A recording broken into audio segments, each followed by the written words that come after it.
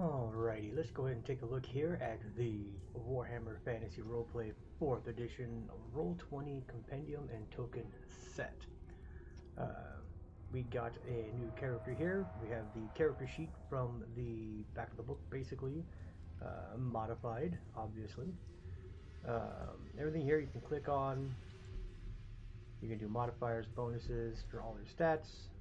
If you have something similar like this, click on it, you add your specialization name, your modifier, roll notes if you want. You also have the advanced skills that you can use. Pretty handy. The channeling, you can click on it and you can do your what wind you use. Languages, the only one here is magic, but you can always just type in whatever you want and go from there. You know, for example, if you're like, oh, I speak Wastelander. Right, it pops up. Say I put 5 points into it. It has 5 advances. Characteristics, you can just put in your numbers that you roll. I'll probably do a character creation later.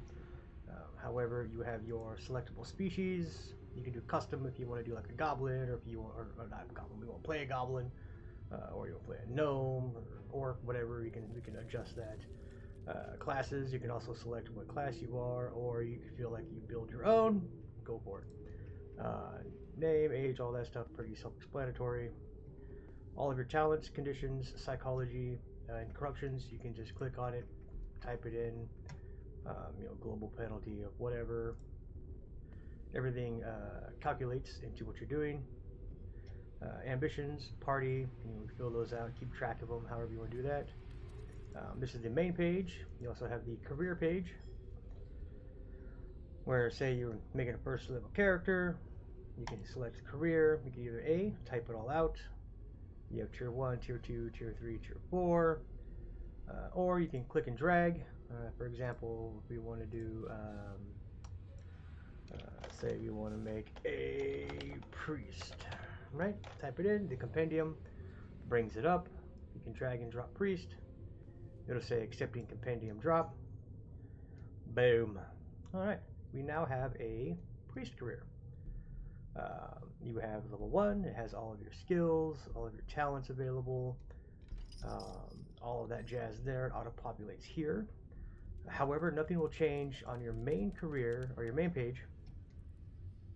Let me get rid of Wastelander there. Nothing will change here until you actually start putting in points. Just a moment.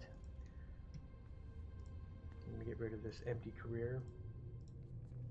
That way, we have our initial points, and then how many advances.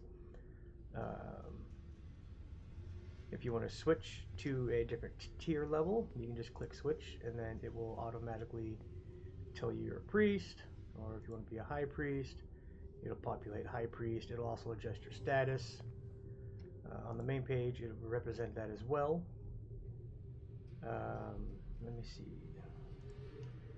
What else? Oh, experience. This here is your experience tracker. For example, if you get GM gift, right? And say he gives you 125 XP, it will calculate and put it up here. If you get another one, say for example, boss killed, you can tab through it. Say, ah, man, he's super boss, 200 XP.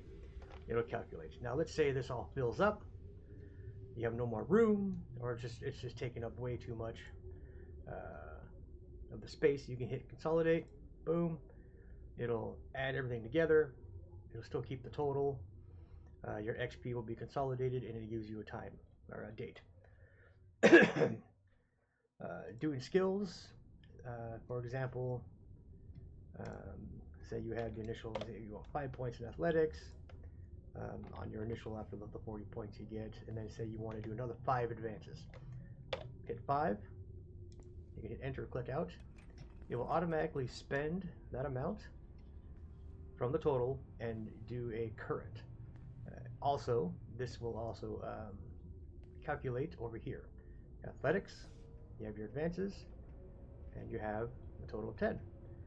Agility, say you had a 34. Okay, bam. It'll calculate here, and then that will change down in this area here. Next is oh yeah, talents. All right, so say you have holy visions, right? You pick that as your first one. Right? Go to your main page. For some reason, it doesn't show up. However, if you put the one advance here, unfortunately, it'll calculate that there. I think that's a bug, but it'll also put it over here. The initial, I don't know why it doesn't work, but I don't know. But your talents will go here. If you have conditions, if you have any psychologies, corruptions, mutations, you can add those there. All right. If you want to add more careers, all you do is hit plus, and you can keep adding more if you wish. Combat. So you have your trappings. If you type it in, you can drag and drop here. But say you were given a hat, right? Doesn't do anything. It's doesn't do anything there. You can choose what type it is. Right? Miscellaneous. There we go. If you want to count in the encumbrance, you can. Is it worn? Sure, why not? You can click those, and those will calculate over here. You can also do, encumbrance of 1. How many do you have? You have 1 of them. And that will calculate down here for your current encumbrance. If you go to controls, these are your quick stats, basically, or quick rolls: initiative, endurance, perception, cool, intuition, and dodge. Those you can click on. You can do like, oh, it's a challenging dodge, and then no bonuses, no success levels. It'll roll it. Unfortunately, oh yeah, it's I failed, but it'll have all of your stuff and what your success is, or non-successes. Advantage, you can just click on it. Negative, this will reset it no matter what it's on. If you don't have a limit to your advantages, it'll just keep stacking. However, you can go to the tool here, and you can set your maximum advantage, and then that will adjust and give a limit to that. Next, we have wounds. This will auto-calculate, since I haven't built a character yet, but I'll probably do a character creation on this here pretty soon. Your max wounds will calculate. It'll end up on the bottom, and you just type in like, oh, I have 12 wounds, and then that's how that goes. Critical wounds, you can add these. They have the location, how many times you have them, and that all calculates. Armor, you can drag and drop armor. It'll automatically calculate what it is. For example, let's say, what a helm will show up. Let's see if there's a helm. Plate helm. Alright, so plate helm, we'll drag it over. It'll say accepting compendium drop. It will automatically calculate this here, and then say, hey, let's put it on. Boom. Okay. It'll automatically apply to AP to the head. Right? It has an encumbrance of 2, which it will put over here. One thing I've noticed that it won't calculate if since you're wearing it, this should go down by 1. So you'll just have to manually input the 1. Oops. Or not 1. 32 encumbrance. No. You just, that's there. Reduced by 1. Do that. You can adjust things as you go. Same thing with weapons. Let's say you have a sword. Let's do not flaming sword of ruin, just a regular bastard sword. Again, accepting compendium drop. It will calculate everything, throw it up in the weapons. I'm not sure why it says total here, but you have your damage. It calculates your 5 plus your strength bonus. Let's give this guy a strength bonus just to test it real quick. Say it's a 30. Nothing fancy. But combat. Click a bastard sword. Challenge. Just click through here.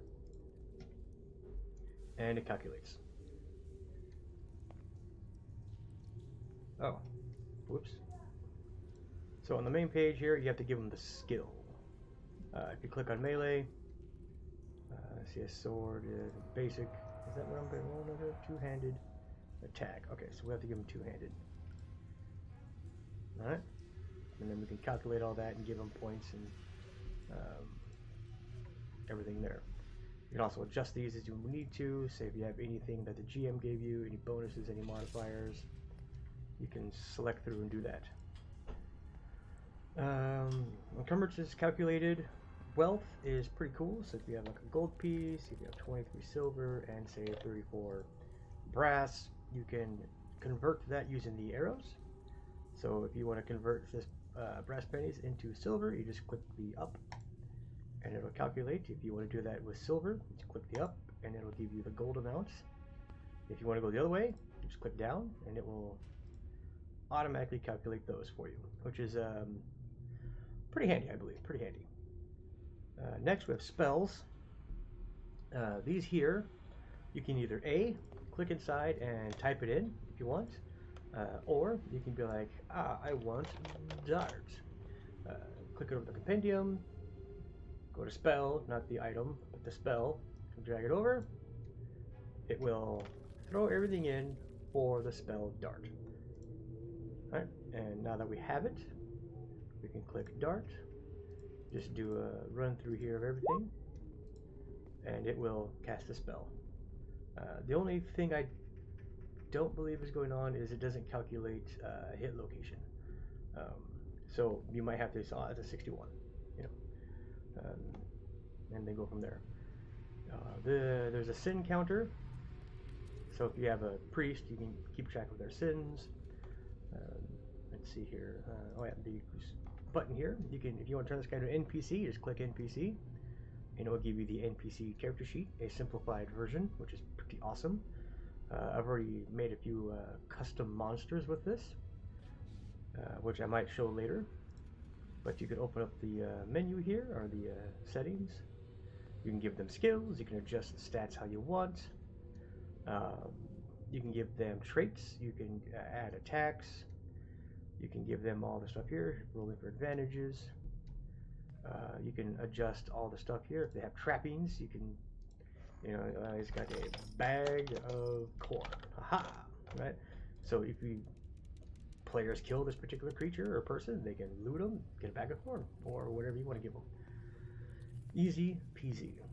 Attacks, you can click them in here, create custom attacks if you want, or you can just be like, you know, it's a sword. Right? It has a range of, let's say, 1 yard, and then it's got 1 attack, and then the damage is 4 plus your strength bonus. Super Saiyan bonus. Then you do a description, rusty, and broken. Right? There we go. We have that made. And then if you want, you can click on this. And now you have the condensed character sheet for your character or person, NPC, however you want to do it. Click sword, go through the motions, and it calculates. If it's a melee weapon or a ranged weapon, it will tell you where the hit location is, and all that there. So next, we don't want to have this guy a NPC. However, you can just click the NPC off, and it will reconvert back into a regular character sheet. That's pretty much the rundown of the basics. You can do modifiers if you have non-career advances, you know, skills that you may have gotten. You can adjust the automatic success and failure. You can have it default, or you can adjust how it is. I like the 1% for auto success and 96 to 100 for auto fail. As for the initiative, I do like the 1d10 plus initiative bonus plus agility bonus. I just like how that works. If you have any experience, like say for example, someone gains, they get experience bonuses to something, you can click that here. If you want to change their size, character size, right here. Wound modifiers, if you need to adjust anything, if they have any special bonuses, you could add that here. Same thing with encumbrance. Now as for what you get in the compendium, right? all this. You have the blessings. It's basically the entire book linked, ready to go. You can type in what you need, and it'll pull it up. Now, I will admit there's a few bugs here and there, but they're easily overlooked. You know, if you want to look up lore, right? I need to find something about chaos gods. All right, cool, chaos gods. And then it brings up the chaos gods, or basically the ruinous powers, or elven gods for that matter. And if you want to look up something, and or if one of your players is like, I want to create an elf who follows Assyrian, he'll be able to go here and get the information he needs to better roleplay the follower of Assyrian, or Isha, or Kurtis, or Hoth. You can go through all of those if you wish. Glorious Reichland basically gives you information on the Reichland. Pretty awesome. It's all here. You can copy paste if you need to. Shows you kind of where the source is. You can go through and find something like, oh, look at this, Altdorf Flats, and then you can go down and look at it. Pretty much the entire base book is here. I do believe they've added a few things, but for like monsters, they do have the drag and drop option.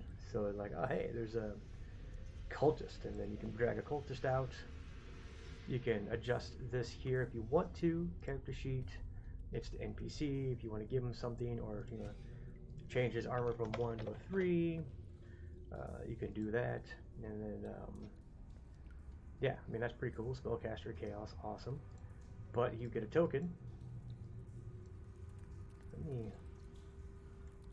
Yeah, boom, token. And then if you want, you can just copy paste, and now you have 2 cultists. Pretty cool, pretty cool. This works for all of the pre-built monsters, which is quite a few. Plus there's a few extra, like if you want to make a troll, it brings up the base troll, and then you can, I do believe, you can, oh yeah, chaos trolls, river trolls, stone trolls. You can check out the abilities. Pretty cool, pretty cool. But if you drag and drop, I don't think it has an image. Nope, it just brings this up. So basically you'll need to go through, create a token for it, or find the token for it, or just use something else. As for the tokens you get in the actual Warhammer Fantasy Roleplay 4th Edition core tokens, it's effectively all of the career and classes. They all get something. It's basically right out of the book. Pretty cool. Looks like some of the images have been either updated or refined, but these are empty. There are not any characters tied to them, so you can drag and drop them and use them as like just tokens. Like, you're going to, these cultists are fighting this dwarven merchant or something, you know, engineer or whatever. You know, but if you need a character sheet, you can just go up here to the compendium. You know, I wonder if you can just type in dwarf. Oh yeah, you know, you can basically build a dwarf with this guy using the character sheet as an NPC. Give him some quick stats, and then you can go from there. I'll expand on that in another video. But as for that, I think that's everything there. Like I said, the book is here. The base book, you got drag and droppable stats, or not stats, but creatures, monsters, things like that, items. I have been working on reporting some bugs that I have found, but you know, I mean, it just came out. I mean, we just got it yesterday, so there's bound to be issues. However, I have a couple characters here that we've been playing for quite a while, probably over a year. For example, we got Ron. He is a priest of Ulrich. Right? This is this cool picture he's got. He's got a ton of stuff. You know, combat. He hasn't. Looks like he hasn't adjusted anything yet out of there, but you know, he's got his main stats, everything's set up, all of his talents. Yeah, it's pretty sweet. So I think it's pretty cool. Hopefully we get some of those bugs I reported fixed, which would be great. But other than that, I really like this, what Cubicle 7 has done. I like having the book on hand. You can also share your compendium with your players. So in game, instead of having to go out to another PDF or do whatever you got to do, um, or back in the day, I just scanned my book and did it that way. That way, I could just share things with my friends. Um, but this way, they have the access to the compendium. So if they need to, instead of asking you like, "Hey, can you find how much a spear costs?" Instead of the GM going, "Okay, hang on," and looking up that, they can just look it up, which is pretty handy, especially if they don't have a book themselves. Um, but other than that, I think we will continue next. We might get along to a character creation here. We'll start from scratch, go through it, check out what's going on, see if there's any bugs or anything. Um, and yeah, we'll just go from there. Thank you for watching, and have a good day.